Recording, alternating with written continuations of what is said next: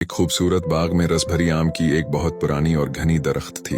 इस दरख्त की एक मोटी सी शाख पर छोटी सी चिड़िया चुनू रहती थी। चुनू बहुत ही प्यारी और मेहनती चिड़िया थी। उसके नरम नरम पर और चमकती हुई आंखें सबका दिल मोह लेती थीं। एक दिन चुनू ने सोचा कि क्यों ना अपना एक घर बनाया जाए। उसे अपने इंडों के लिए एक प्रामाण और आरामदायक घोंसला दरकार था। उसने फैसला किया कि वो अपना घोंसला खुद बनाए। ये सुबह सवेरे ही चन्नू उड़ी और बाग के कोने खुदरे में से घोंसला बनाने के लिए सामान उठा करने लगी। वो नन्ही सी चोंच में नरम घास के तन के पत्ते और जानवरों के नरम बाल ले लेकर आती। कभी वो किसी दरख्त से छोटी सी डाली तोड़ती, कभी किसी से मिलकर अपनी चोंच में मिट्टी कीचड़ ले आती ताकि उसका घर मजबूत हो सके। उसका दोस्त परिंदों का दोस्त अली अक्सर बाग में खेलने आता। एक दिन उसने देखा कि चुनू बहुत मेहनत से काम कर रही है। अली ने पूछा, चनो, तुम इतनी मेहनत से क्या बना रही हो? चनू ने खुशी से चहचहा कर कहा, मैं अपना घोंसला बना रही हो। ये देखो, मैंने तनकों को एक दूसरे के ऊपर रखा है। अब मैं उन्हें कीचड़ से चिपका रही हूँ ताकि हुआ से ये उड़ न जाएं। अली ने हैरत से देखा।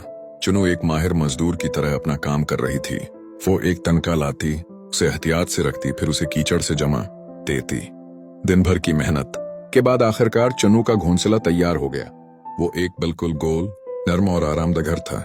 अंदर से वो ऊन और नरम पत्तों से आरास्ता था ताकि उसके बच्चों को नरम वस्त्र मैसर आए। चनू बहुत खुश थी। उसने अपने घोंसले में 2 छोटे छोटे अंडे दिए।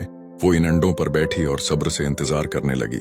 कुछ हफ्तों बाद अंडों से 2 नन्हे खूबसूरत बच्चे निकले। वो बहुत ही प्यारे थे और उनकी चोंचों की आवाज से सारा बाग गूंज उठता। चनू अब एक माँ बन गई थी। वो सुबह सवेरे उड़ती और अपने बच्चों के लिए दाने और कीड़े तलाश करती।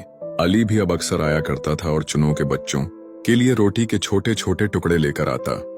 चनू का बनाया हुआ घोंसला उसका और उसके बच्चों का महफूज पनाहगाह था। उसने अपनी मेहनत और लगन से अपने ख्वाबों का घर बना लिया था।